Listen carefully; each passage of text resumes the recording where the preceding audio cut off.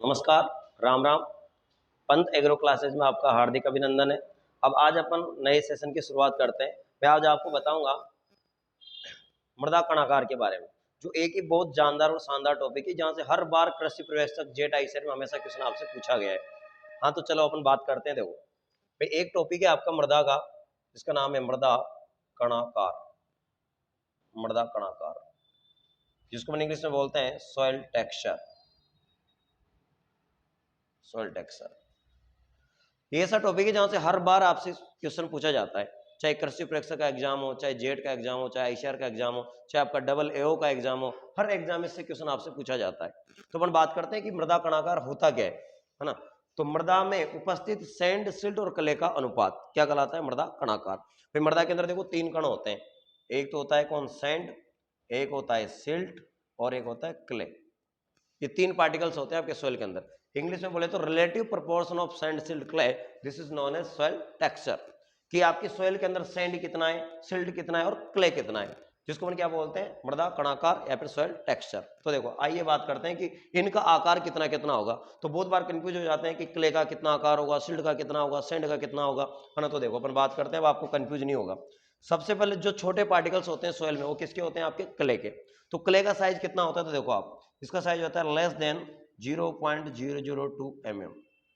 मतलब क्ले का जो साइज होता है, क्ले को अपन हिंदी में क्या बोलते हैं? मृत्तिका।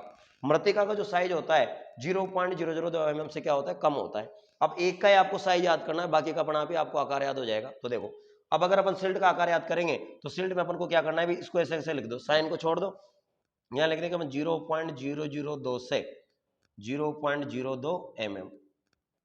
मतलब इसको यहाँ लिखा, एक जीरो आपने कम कर दिया, सिल्ट का आपका आकार आ गया।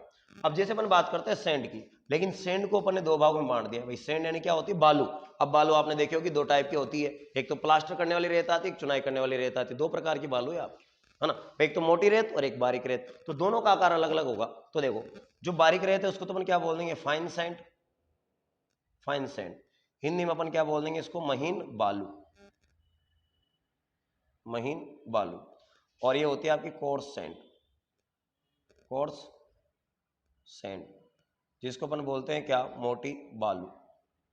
मोटी बालू, ठीक है। अब देखो महीन बालू का अगर आपको आकार याद रखना है तो सिंपल सा आकार है भैया आपका। देखो ये हो जाएगा कितना? इसको अपन लिखेंगे 0.02 से 0.2 mm। ये साइज आ गया आपका। और आपको आकार चाहिए किसका? मोटी बालू का। तो अपन ऐसे कैसे लिख देंगे? 0.2 से 2 mm। ये किसका साइज आ गया? अपना मोटी बालू का।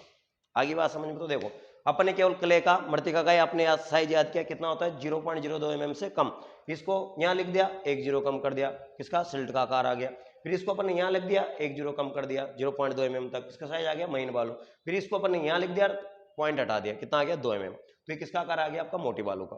तो आप सीधा सा सिंपल सा क्वेश्चन आपसे पूछा जाएगा कि सैंड का आकार कितना है, मोटी सैंड कितनी होती है, बारीक सैंड का आकार कितना है, क्ले का आकार कितना है, सिल्ट का आकार कितना है, तो आप आराम से क्वेश्चन का जवाब यहाँ पर दे सकते हो, ठीक है। तो अब अगर क्वेश्चन आता है तो आप इसको सही कर सकते हो। और ये जो आकार है ये किसके अकॉर्डिंग डिसाइड किया गया है भाई? ये आपका डिसाइड किया गया है किसके अकॉर्डिंग? ISS के अनुसार। और यहाँ पर ISS का पूरा नाम होता है इंटरनेशनल सॉइल सर्वे सोसाइटी, मतलब सॉइल साइंस सोसाइटी।